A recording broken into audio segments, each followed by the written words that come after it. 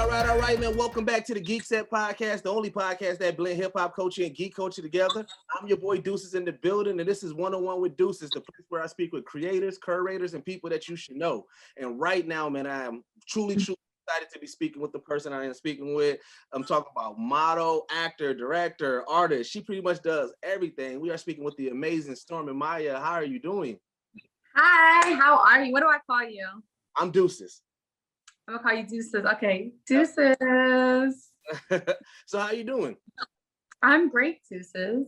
That is great to hear. You know, I was excited to have this interview because I've been following you for quite some time, and one of the things that really attracted me to just what you do and everything was, I would say, within the past few years, you kind of been really pushing this Black empowerment, Black movement, and embracing your fro and everything. And I just I just love everything about it. I did want to add with that, because a lot of the things that you've been doing, that has kind of been the message about this empowerment, women empowerment, Black empowerment, embracing your color. What caused that change in some of the stuff that you've been doing?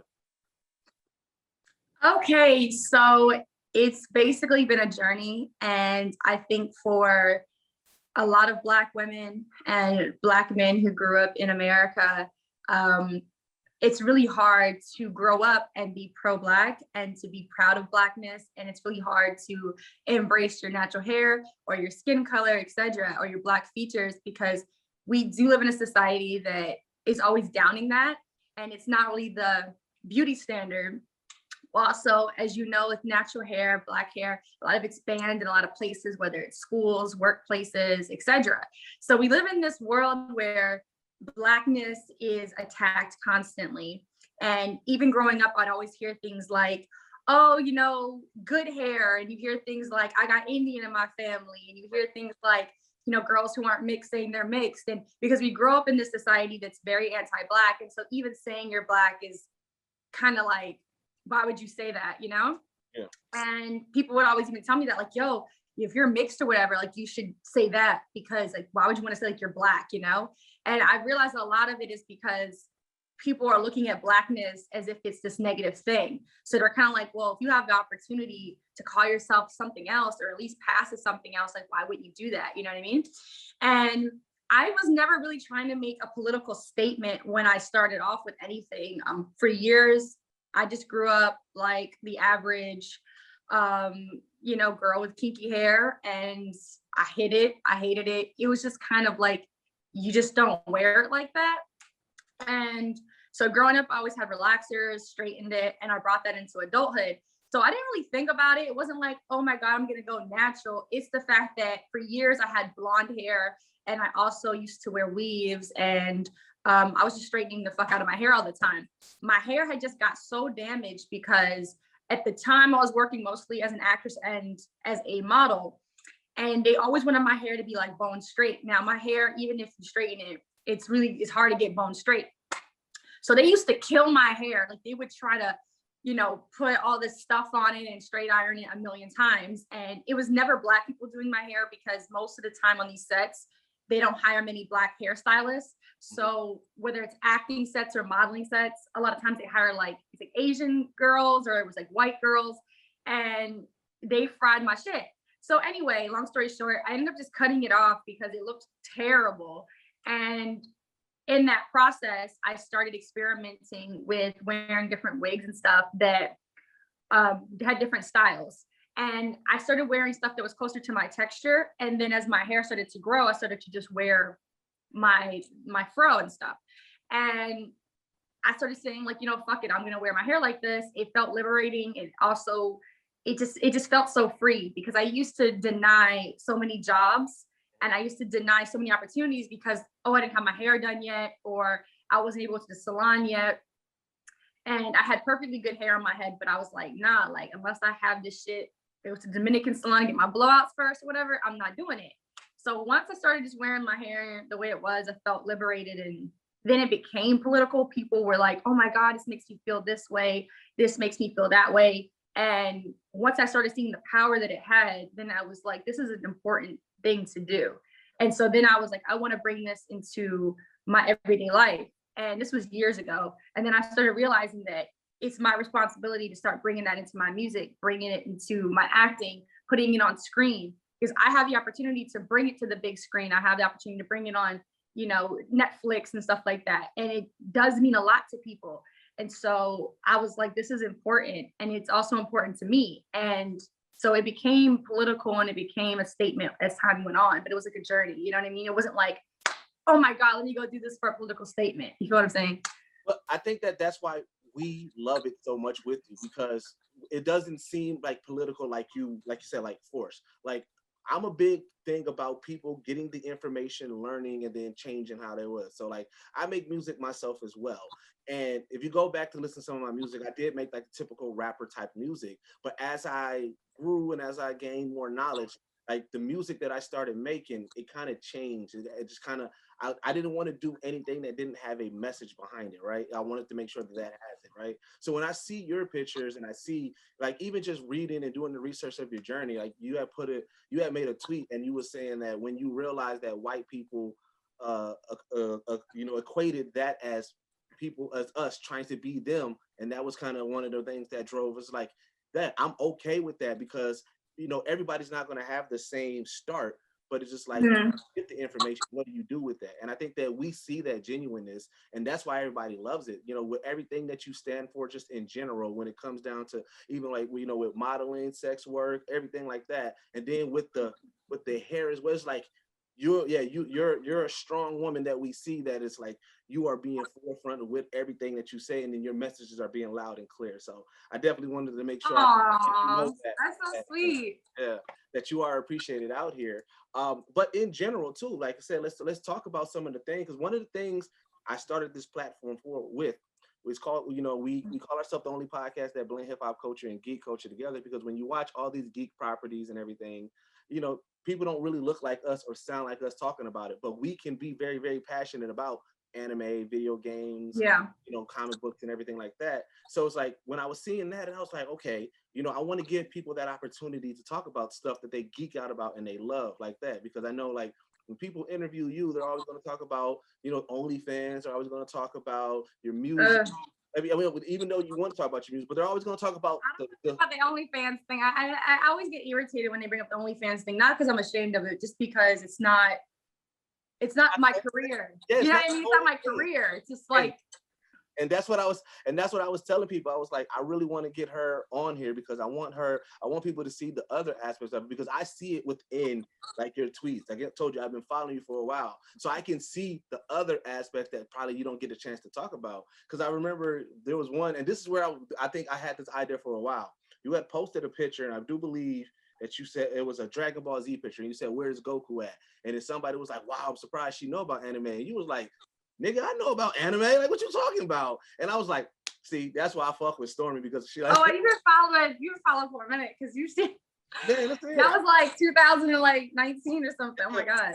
But like I said, and then because I wasn't doing interviews at that moment, but when you said that, I felt that, because I'm like, why would you assume that she doesn't like know about anime and shit like that? So it's like, I will admit, when I do interviews and they bring up like the OnlyFans and stuff, I always look at it like everyone has an OnlyFans. It's kind of like Instagram to me, or YouTube and stuff, and it's like to me it automatically screams like a horny guy who saw my OnlyFans and now wants to talk to me about OnlyFans, because there's nothing to talk about. Like Cardi B has an OnlyFans. Like a lot of people have an OnlyFans. You know, like it's Tyga has an OnlyFans. Like, if you were interviewing those people, would you bring it up? You know, so I take it disrespectful, not because it's anything shameful, but just because they never really have any real questions about it. Like if they at least had something that was thought provoking, then I'd at least respect it. But it always comes off as like horny. I had this one guy, this was totally disrespectful.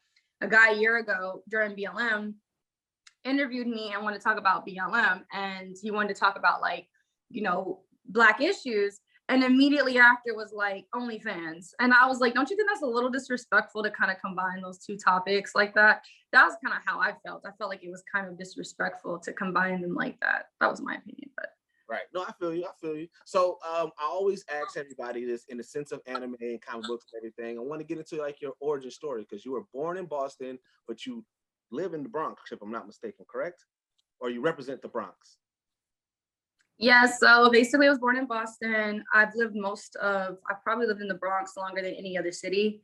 I know it's a borough, but like, I've lived in New York longer than any other city because even though I was born in Boston, I spent a lot of my life in Boston, but I moved around a lot. So New York is where I called home because that's where I was, I've been the longest. And also it's where I feel like I was myself. I have nothing but trauma when it comes to Boston. I had a very bad childhood and very bad teenage years. And so to me, it's nothing but like memories of just kind of bad things. And so once I moved to New York as a teenager. And once I was there, it was like my life was mine, So to me, it's kind of like that's where I was really born. Like my rebirth was there because that's where I really started my life. That's where I got married. That's where I had all my friends. My mom currently lives there. And I have a lot of other family that lives there as well. But it's just where basically my life really took place. Boston, I still rep Boston, it's still home in a lot of ways, but like I said, it's like nothing but like a lot of trauma for me. A lot of the memories aren't really positive memories. Understandable. And so I don't really I haven't been there in a long time either. I haven't been there in like forever, but yeah, that's where my dad's family's from. My mom's family's all from Philly. Mm-hmm. So all the family on my mom's side's from Philly and New York. And that's my mom was born and raised in Philly. Grandma was born and raised in Philly. So my family's been in Philly for generations. So I just kind of rep Northeast. Yeah. Okay. And we can hear that in your music because, like you said, your music got that 80s, 90s style, but it's like it got that, you can hear. I don't even try. I've been honestly trying to make it sound more modern. Because it's not even on purpose. Like people have been telling me that shit for years. Like, her sounds like the 90s, sounds like the 80s. And it's not even on purpose. It's just like I'm an old soul. So I love it though. I love it. That's when I listened, I was like, oh snap. I was like, because that's another thing, like with your music, outside, for the most part, everybody knew you either from acting, modeling, things like that. And then I think 2018 is when you did you presented your music first, and then 2019 you put out your body of work EP, and it was. And oh my God! Someone did the research. Listen, if we gonna interview, all right? We're not gonna play around. So but yeah, you put out your body of work EP, and then that's the one thing where I was like, oh, she's taking it serious because you put the EP out in 2019, 2020 you put Rocket out, 2021 now you just put out the Superhead EP. You also got your Christmas EP. So it's like, to me, when I see people jump industries, I base everything based off of, okay, are they going to stick with it or not? And I know that for the first part, everybody was trying to come at you about oh, she's trying to do this, but it was like, no, you showed, consistency. And then even when you do the freestyles, the stuff that you do, some of the beats that you choose, I'm like, yo, she hip hop as fuck. And to me, that's where I love it because I'm just like, okay, I got mad respect for it because of the choice that you listen to, the things that you say, your style and everything like that. And, I wanted to make sure, again, on this platform, I give people their flowers while they're here. And I want to make sure, like I say, you do have people that's rooting for you. Because I know you, you're not afraid to clap back at people who talk reckless. But just to let you know, you do have people also that's riding with you. No, but y'all be quiet. No, we were right there with you. That's why, you know what? I'm a fan of the Joe Budden podcast. So when he started playing your Black Man Magic, I'm like, wait, how does he know about Stormi? And then I was like, man, yeah, I was celebrating there with it because I'm like, I love the Joe Budden podcast. Did you expect that to take off like that? That song? No, out of all my songs, that one was kind of random. Joe's been following me for a while. We've known each other for years. People don't really realize how known I'm in. I am. I might not be the most famous person in the world, but industry-wise, I pretty much know everybody. Everybody knows me. I've been in the industry for 10 years. And so I know all the rappers. I know all the bloggers, I know all the actors, I know like everybody knows me, or they at least follow me and they're a fan of mine. So I wasn't shocked that like he like liked it or anything, but I was shocked that he showed me love, because I get a lot of men, a lot of powerful men with blue checks, and a lot of them inbox me like every single day. They text me, they try to call me, whatever the fuck. And they're always on some like, hey baby stuff. Right. And for the most part, none of them want to put me on. None of them want to help me. None of them want to help me progress, nothing. And I don't expect anything from anybody. Nobody owes me anything. So it's just kind of what I already expect from the jump. I already know, like, okay, like I'm not going to ask anybody for anything, because like I said, I have a lot of powerful men, and a lot of them with a snap of a finger could definitely like help blow me up and do all types of stuff. Right. And they don't, because they don't get what they want, because like most of them, you know, you already know, they try to use their power in order to get like the goodies. You feel me? She got the goods like Madeline Woods. Hey, but I'm obviously not a fucking industry hoe. I mean, if I was, I would have been blown up, but I'm good. Like, I don't care. Like, I'm whatever. I'm making good money. I'm making good moves. So I'm not really stressing it, whatever. It happened when it happens. So Joe was a refresher, because he is somebody who never disrespected me. He might find me attractive and all that, but he's never approached me like that. He's never talked to me like that. And he just unprovoked, just woke up and he just did it. So it shows me that he honestly, genuinely liked it. And he played it over and over again, multiple days for the course of a couple of weeks. And he was always talking about it. So it made me feel great, because even in the course of that, most guys would have messaged me and been like, oh, you know, look what I'm doing for you. He never came at me like that. He's nothing but respectful. He didn't even fucking really message me or nothing during that course of time. I was like, thank you so much and all that. He never was like, let me get your number. Never was like nothing. Just 100% respectful, and respected me as an artist, and respected me 100% for the song. And that's it. So that was a refresher. It was super dope. And like I said, to me, it's the unasked things that people do that mean the most. You know, like I said, you didn't ask him to do it or anything like that, but he did it. And it's like, whoa, and then, you know, and people rocked with it. You know, it became a thing, you know, with, you know, him dancing to it and singing it with it. It was like, and I thought that was pretty dope as well. So, you know, congrats with that. Song is interesting. What the message behind it too is always it's also dope, you know. And I know, like I said, you know, it's always that battle, you know. It's that battle of, you know, you're putting your blackness out too much. That's that one battle. Then you got the other one, the battle where certain people feel like, oh, black men, you shouldn't be celebrating black men because, you know, X, Y, and Z. Then you got the other battle where, you know, like I said, you know, because you're of a lighter complexion, they feel that you can't talk about this topic. And I've always been one of those people that fought against that, because I'm like, it doesn't matter. Like, you know, I got a song where I say, you know, I'm confused, we arguing over skin complexion. And it's just like, that doesn't make sense to me. Black is black. Everybody goes through the same struggles. I mean, it's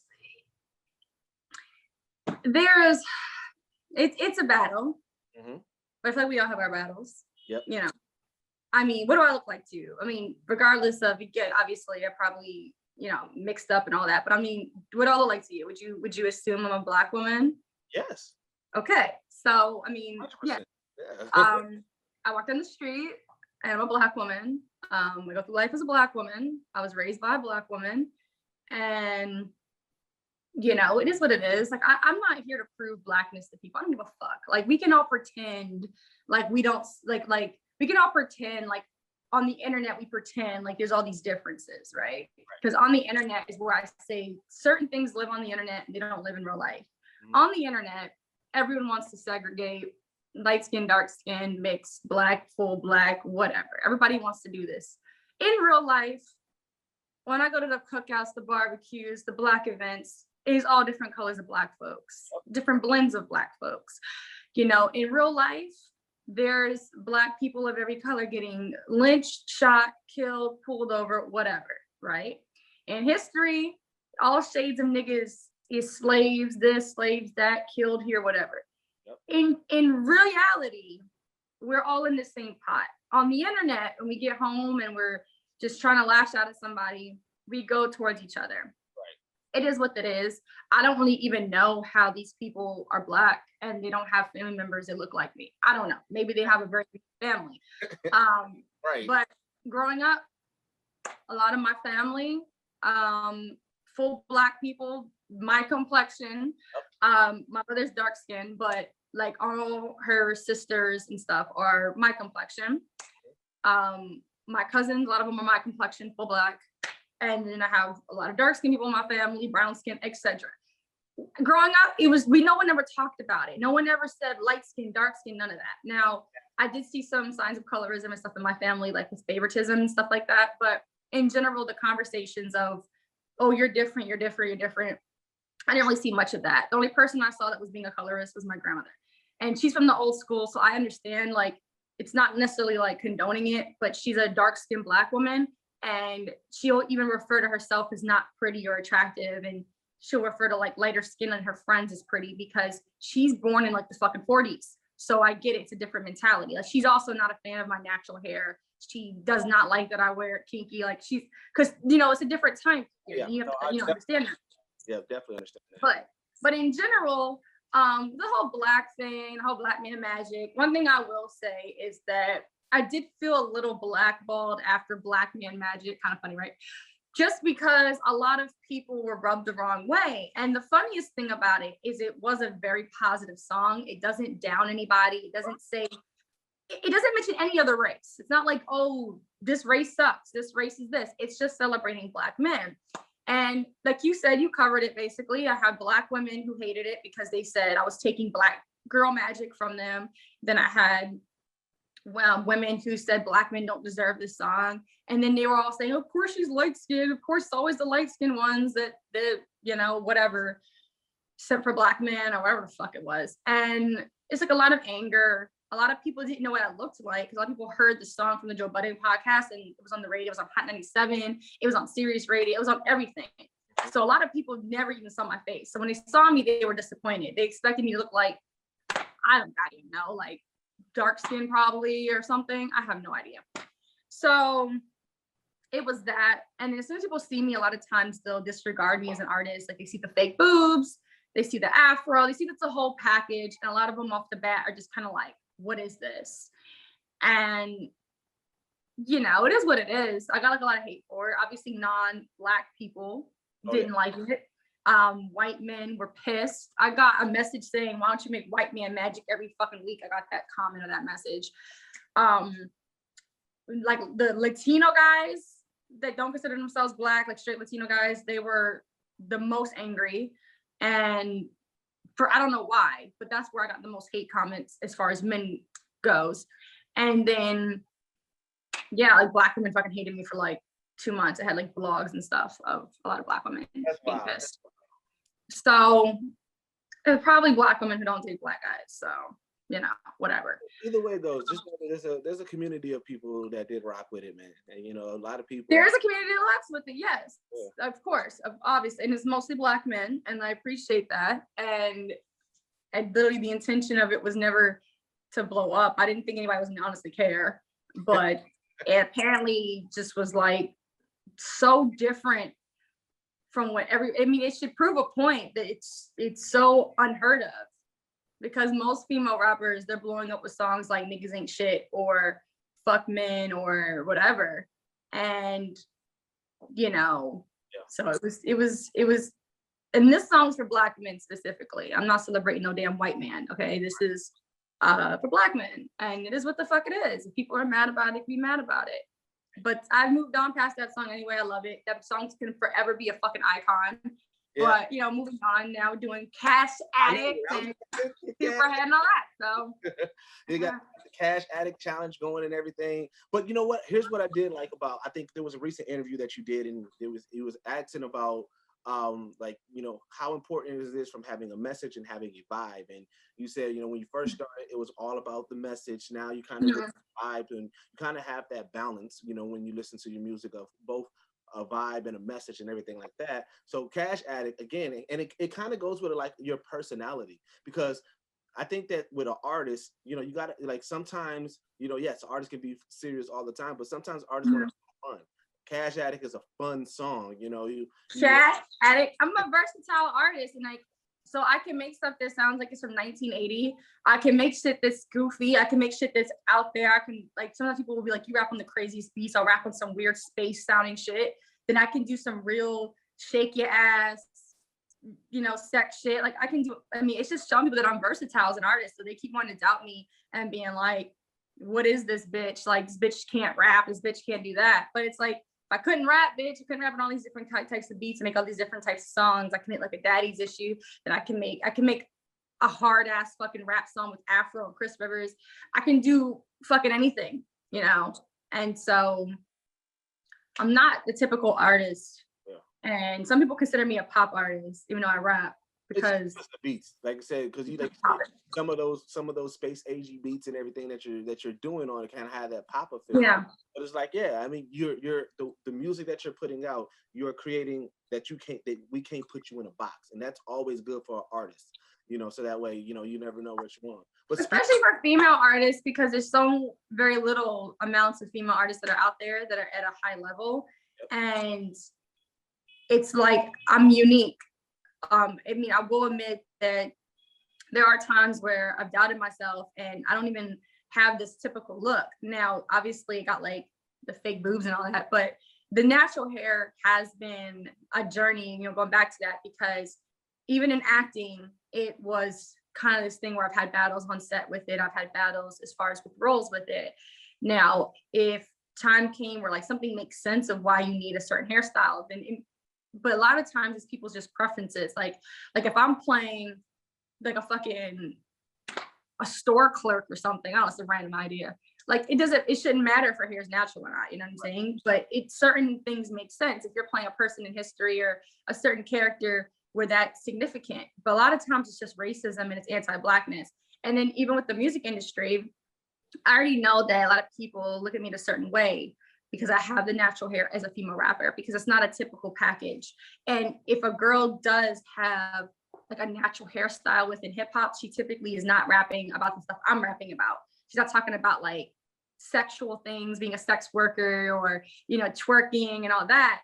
So it's kind of like this weird combination of where like this is supposed to be this woke, like, you know, it's supposed to be like this woke ass, yes, let's sit around and burn incense and talk about the revolution. And down here is like, bitch, sell some pussy. And so it's a lot of people don't know how to market me. They don't know what to do with me. They're like, what is this? Like, do we market her as a super sexual, like Cardi B character? Or do we market her like on some like NDRE shit? Like, what do we do with this bitch? Like, what is this?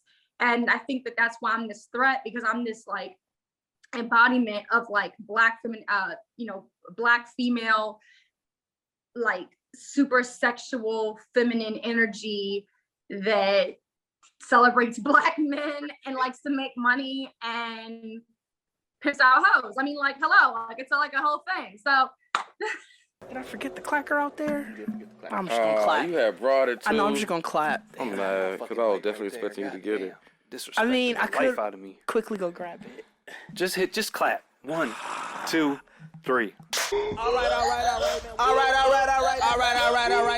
right, man. Welcome back to the Geekset podcast, the only podcast that blend hip hop culture and geek culture together. I'm your boy Deuces in the building. With me, I got my man Liv. What up? It's Liberace. It's the Puerto Rican Santa. The spiccato playing, beat making, motherfucking legendary ass Puerto Rican. Sofrito Papi, and we back. As always, I got my man Bacardi in the building. Randolph today. Konnichiwa, bitches. You know what I'm saying? Oh my God. I hate all of this. I hate all of it. What's good, everybody? How we doing today? And we got Didge in the building. What is happening, people? What's happening, people? What is happening, people? What is happening, people? He's out the booth. But it's like I said, we are expanding. We are doing more. So they say make sure you go to youtube.com/Geekset. Follow us on all social media at Geekset Podcast on every social media. And rating reviews in, man. We are rating reviewers on Facebook, rating reviewers on Apple iTunes, rating reviewers on Spotify, Google Podcasts, whatever platform you're looking at. Give us some ratings, let us know. And then again, this is the only podcast that blend hip hop culture and geek culture together. We are out. Peace.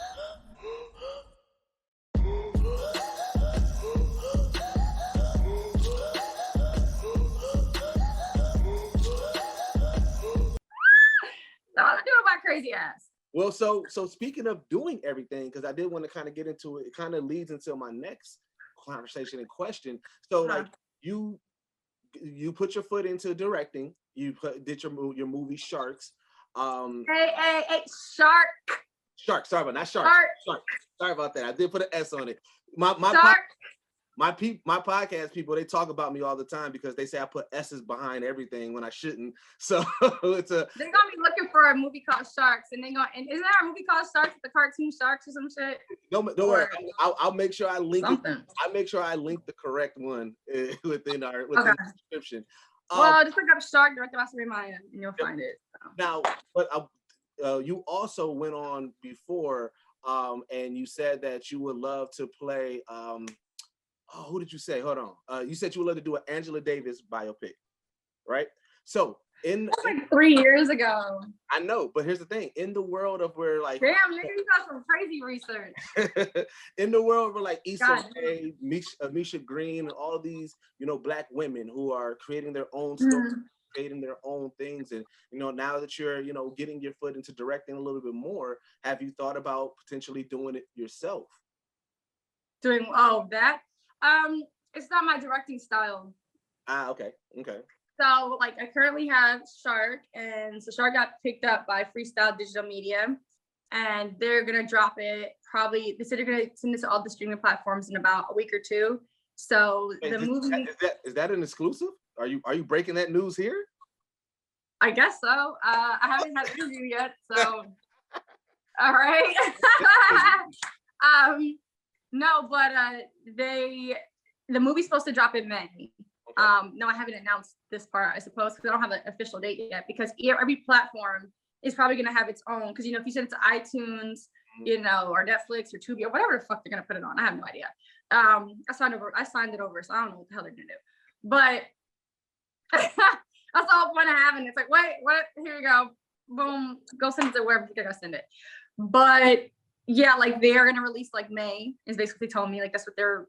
So some are gonna release it May, some's gonna release like June, but it's basically gonna be out. And it was my first movie as a director, like full feature. Like I've done like shorts and little projects and music videos, but this was like me directing a movie. And I did this over the course of 2 years, so I didn't know diddly squat, diddly shit.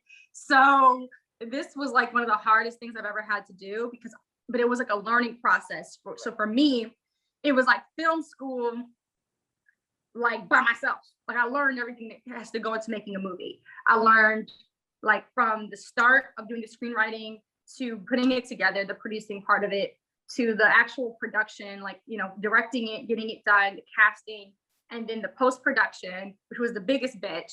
Yeah, I sat there, edited the whole movie by myself. So I edited the whole hour and a half footage, put it all together. And then from there, sending it off for sound, color, special effects, everything the fuck else that goes under the damn sun, like music scoring, et cetera. And like seeing all these layers that it takes to make it made me appreciate the process more. And it taught me everything I need to know as a filmmaker. Right. And then from there, having the finished products, going to film festivals, and then going to distributors, shopping the film around, and then getting that deal. And then all the paperwork that comes with that deal, and then having to buy insurance for the film, and then having to like get all the release forms, and just there's so many layers to it and so much work. Yeah. And I did everything myself pretty much. And so like the whole process was insane. And so right now I'm currently working on my next project. I've already started filming, and it's called Appropriate Culture. And it was gonna start off as a series, but I decided to make it a feature. And it's in the same kind of directing style that I like to do, which I've developed. It's called I have my hood universe that I have, and I am basically, as a director, I have a goal of making multiple and many films, many productions, and I have my own unique directing style and my own writing style, and I am an advocate for making Black films for Black people again, and there's like really not any anymore. And so my style of directing is ignorant. It's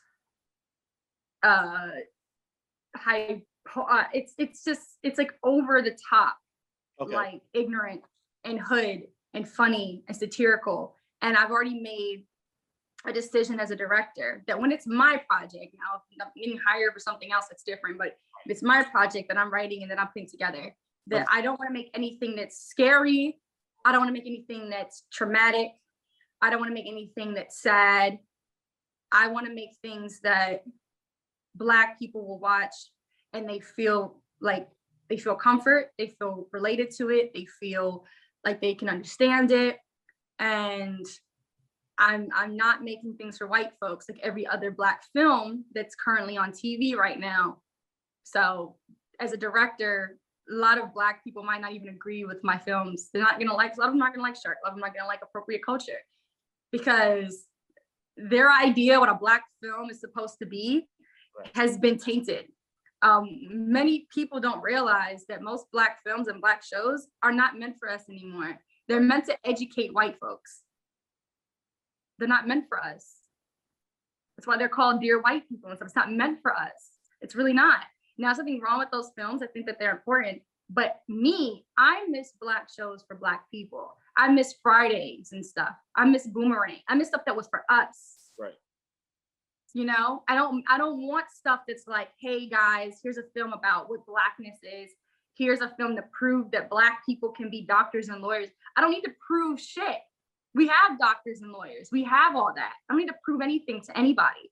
This is for Black people's entertainment. And I don't need to prove to Black people that Black people can be doctors and lawyers, because, you know.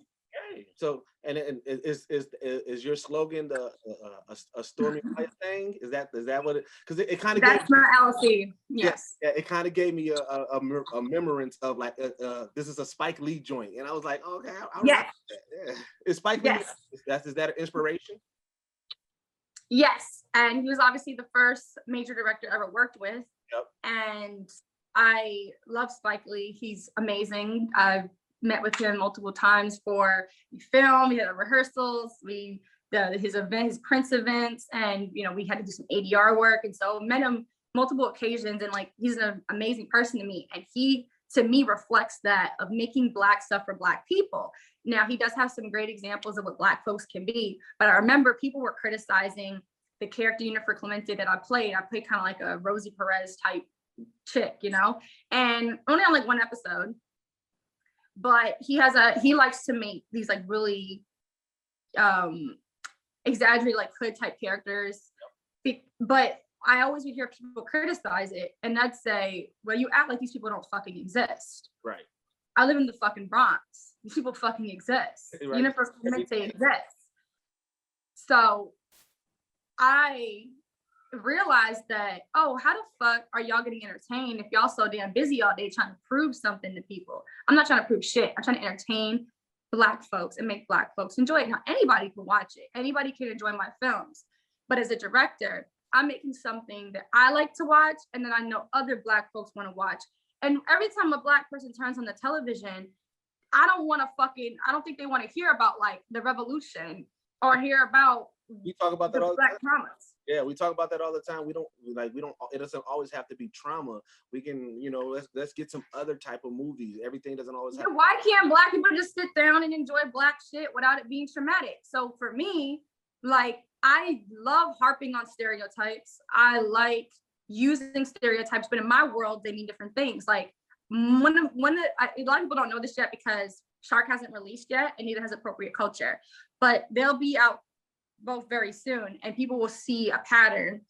In my films, do-rags are like the highest form of clothing. And everyone who's somebody has a do-rag on. Do-rags, do-rags, do-rags. I love exaggerated African-American culture. So I like a lot of do-rags. I like grills. I like anything to me that represents African-American culture. And a lot of Black people probably will be like, I don't like this, it's stereotypical. Yeah, but it's true. And you've allowed yourself to have your own culture demonized. You've allowed white people to let you think that something that we created is evil, bad, poor, or a bad symbol of something. And it's like, then their fucking games have worked on you. Right. Because these are symbols of something that we've created. We did create do-rags. We did, and it's never been a symbol of oppression. It's never been a symbol of poverty. It's always been like, it's our style that we developed. And from that to grills, like these things have been demonized as negative stereotypes. And so we're now told if we walk around with our white looking outfits that we're successful. And in my programs and the stuff I make, I break these barriers and I make Black people proud to look Black again. Because see, while you're sitting there with your nose up in the air, acting like all this Black shit's bad, you got the white people right behind you, stealing it, rebranding it, and putting it the fuck on. Doing exactly what the fuck was the plan in the first place. They're telling you braids are ghetto, and then they're going right the fuck around and putting them the fuck on. Yep. And so in my productions, we go ignorant. We go stereotypical. Because I'm not making this for white people. I'm not making this so that they watch it and that they're like, oh my God, did you guys know that Black people could be Black doctors? Because we have Bill Cosby. Now look at Bill Cosby. So. You want to know what's funny? How you talk about grills. We literally just on our podcast, we was talking about it, and we was like doing like theorizing, like if we was to get the bag, what would be the first thing you would do? And I said the first thing I'm gonna do is I'm gonna get me a grill, and then I'm gonna get me a big ass chain with our logo, because I said I'm like I come from that hip hop era where like you gotta have a grill, like and I still love that, and like to me that like I'm definitely doing that. I mean, so it's like it's funny because like that does get. You know, they try to erase that, but it's like, nah, I still want the grill. I want the big. Nothing wrong with it. That's our culture. Mm-hmm. The thing about it is like you have so many African Americans that are trying so hard to jump onto African culture. That's not your culture. It's not your culture. Yeah. Yeah, you might want to trace back all these years, but that's not your culture. Culture is about what you grew up in, which you know. It's not about like you tracing back things and then trying to now reconnect. Your culture is African-American culture, and I'm proud of that. And it took me until about a year ago to realize that I do have a culture, and this is a culture, from soul food to do-rags to grills to hip hop. Like as much as we've now been convinced that our culture is ghetto, our culture is bad, our culture represents gang, our culture represents all these bad things. I'm like, no, this is our culture. These are our cultural clothings. These oversized jerseys and shit, this is our dashikis. And so in my productions, I emphasize that. And I have a lot of clashes with other Black creatives because a lot of them are like on some, let's make shit so fucking woke and wear turbans and shit. I'm like, when you go to fucking Brooklyn and you see a bunch of niggas wearing fucking turbans, then we can fucking talk. But I'm gonna represent what I see in my neighborhoods, what I see among Black folks that I represent. So a lot of people, I'm excited to see their reactions to my shit. Appropriate culture is gonna fucking be extremely, Shark is kind of like a little fun, whatever movie about two guys trying to make it a hip hop. It's not really like, oh my God. But my sense of humor is very seen well in Black Man Magic. When I had like a little white boy say he wishes he was a Black guy and all that, like a lot of people were offended. That's basically appropriate culture. Appropriate culture is my fucked up mind on steroids. So kind of like Dave Chappelle comedy and all that. Like that's kind of how I take racism and I take Black experiences. Is I make it in a way that's digestible and funny and humorous because I don't want to fucking sit down and watch a documentary. Right. Well, so appropriate culture is going to be interesting. My thing is there can be a balance. Both can exist, you know. And I think that's where I think that's where a lot of people have issues or they're not seeing them. Like, look, we can have a show that is, you know, breaking down those stereotypes of, you know, we got to have Black doctors, Black lawyers, things like that. But we also can have a show that is just fun, that is just having some Black experiences. Because when you think about in your life, just in general, when you with your family, everybody has family on both sides. You have your family that's in the hood that still do hood shit. You have your family who's not in the hood, who's doing, you know, running, you know, businesses or having high jobs, but it's still all love and it's still all a part of the Black culture. It doesn't have to be one way. It can be both ways and still exist and still represent the culture in general. And I think that's what but every time I hear like a lot of Black people talking about representation, it's like it's from a place of, oh, I want to see myself as if I could be this. I want to see myself if I could be that. And that's not what my films represent. My films are not here for your representation so that you can feel like you could be a fucking doctor. You know your Black ass can be a fucking doctor, okay? We already have Black doctors. So end of the day, it's like this is entertainment. And I fully appreciate, us having these Black trauma films. Go ahead, you know, keep making slave movies because I guess we need 1,000 of them. I'm fucking good. I don't want to see a fucking slave movie.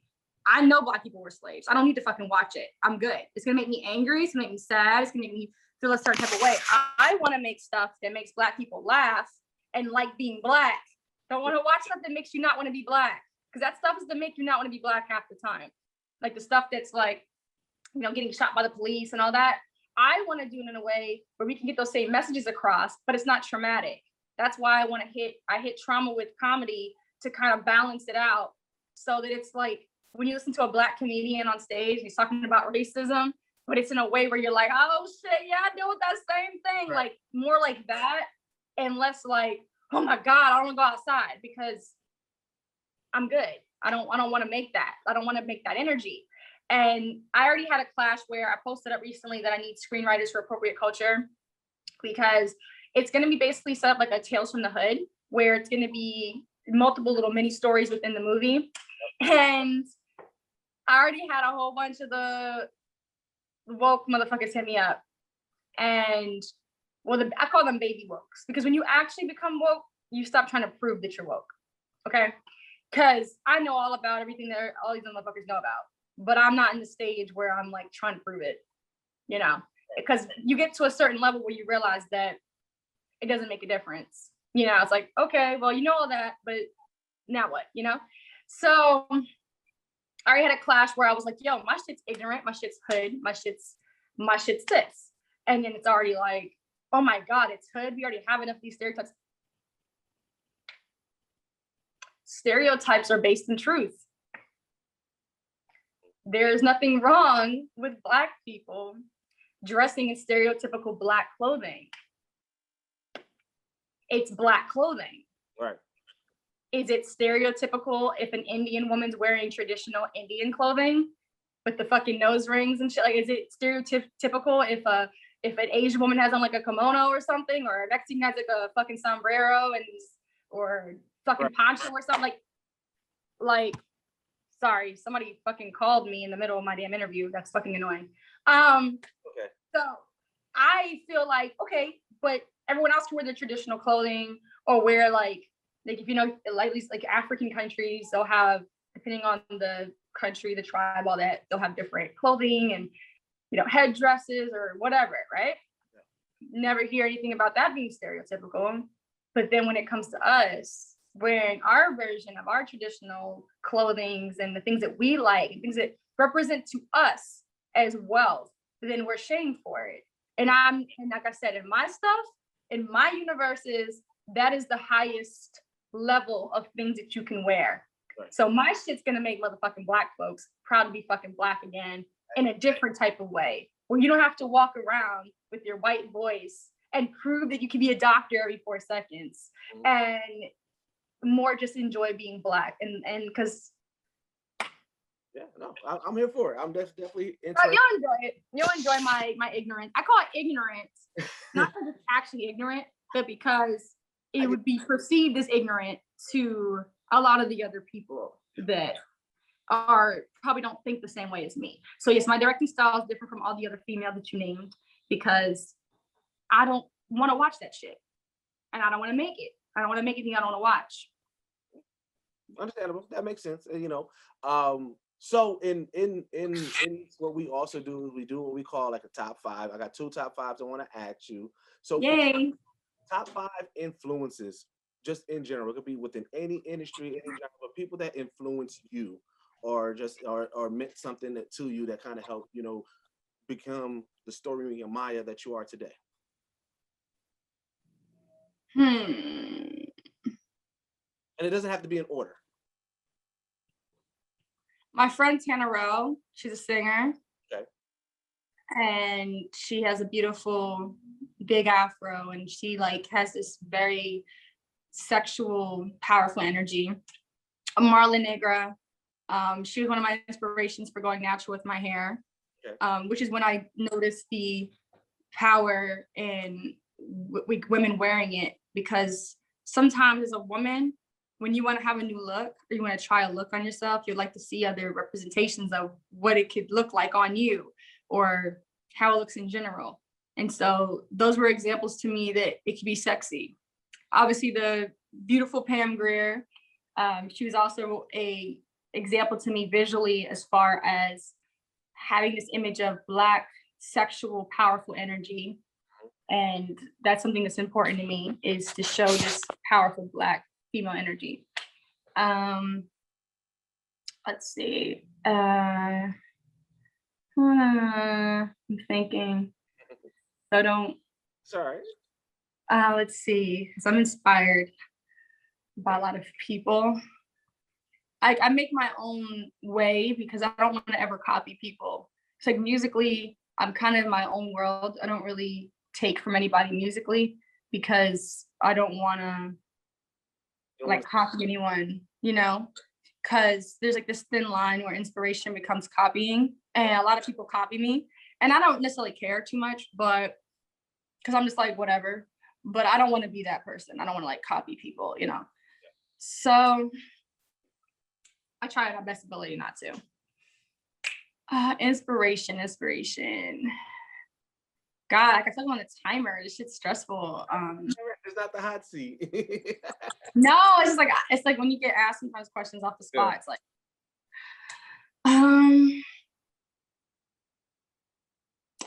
Two Live Crew is a big musical inspiration for me. Okay. Another musical inspiration is Big Frida because of the high energy and you know the repetition, and something I like. I like Doja Cat as far as musical inspiration because it's that blending of hip hop and pop that I like to do with the quirky beats and stuff. And I'm trying to bore you.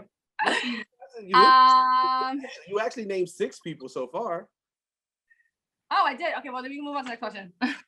So the last top 5. So since you were talking about hood movies and everything so much, top 5 hood movies that you like. Like, what are some of your favorite hood movies? No, a lot of them aren't even hood movies. I just call them that, but they're really just Black movies made for Black people. Yeah. Because I'm like hood movies, because like hood movies are typically negative. I don't know. Well, I mean, I'm talking about like if you like look up hood movies, you're gonna find shit like people are getting shot in the face. I don't make that. But I know what genre you're talking. So in that genre that you were talking about, top 5 of those movies. So yeah, you got Fat Beach, you got like Friday, you got like Boomerang, you got Booty Call. Good one. Yeah, that's my type of style of directing. Like I make stuff like that, like where Black people are like, ha ha ha, you know what I mean? And white folks are like, I don't get it. Like that's what I'm gonna make. I don't want to make stuff where it's like, did you know that the first Black guy to like, bitch, I don't give a fuck. Like the hell, this ain't school. Hey, one more.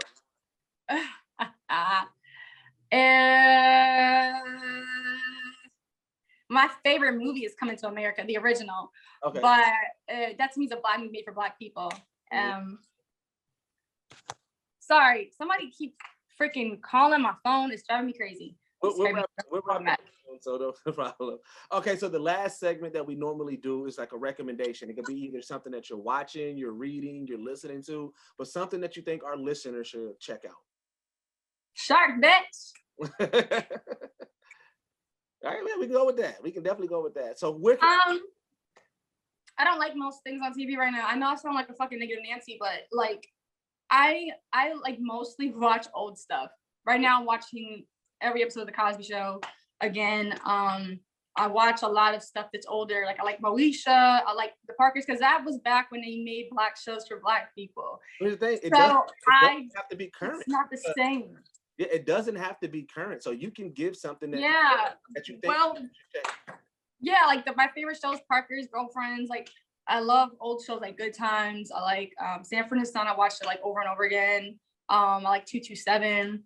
I like black stuff that's made for black people. That's why I said as a director, I started wanting to do what I miss, because a lot of, like I said, a lot of the black stuff, it's like all about black trauma. It's all like black made into horror, which I think is amazing and a great idea, and I commend. Amazing. But I don't want to make it because it's already so much of it, you know. I don't want to watch it because it puts me in a bad mood. I like that refreshing. I get to see some black people on TV and it's funny and it feels good and it's silly. You know, Dave Chappelle show's like my favorite. Anything with Dave Chappelle is amazing to me. He's like my favorite comedian, period. Anything with Cat Williams. I love like the little pimp character. See what I'm saying? We missed that because now we're like, we can't put a Cat Williams in a movie because it's a pimp stereotype. Like we're so scared of like doing shit that makes us laugh with these characters that we grow up with, that we see, because we're like, oh my God, we have to be progressive. And it's like, the fact that you think it's progressive to go into a world where we're catering to a group of people who are already catered to and no longer catering to ourselves is the part that's hilarious to me, because you think you're being like progressive.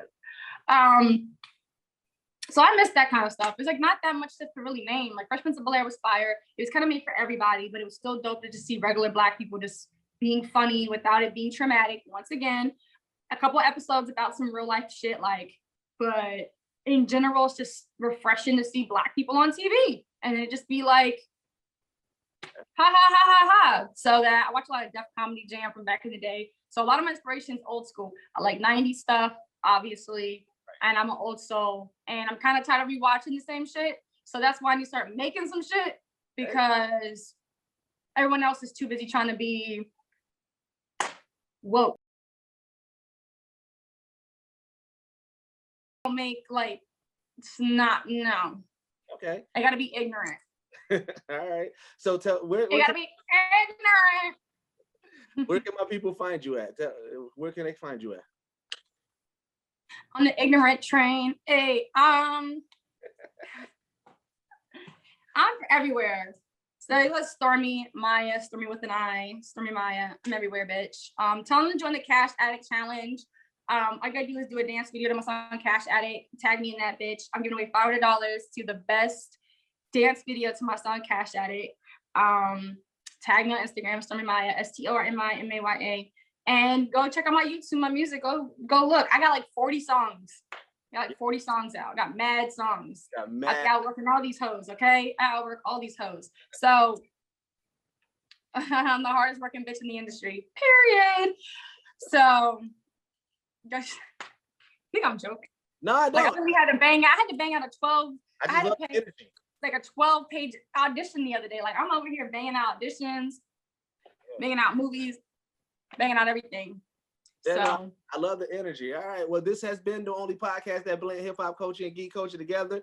I've been your boy Deuces. This has been Stormi Maya, and I've been your boy Deuces. This has been Stormi Maya, and we are out. Peace. You like that video? Man, thank you for watching. We truly appreciate it. We got so many more videos on our page, so make sure you check them out over here. Hit that subscribe button and tap that notification bell so that way you can always be notified anytime we release a new video. You already know how Geekset get down. We got so much coming for y'all, man. Check it out. Stay in tune.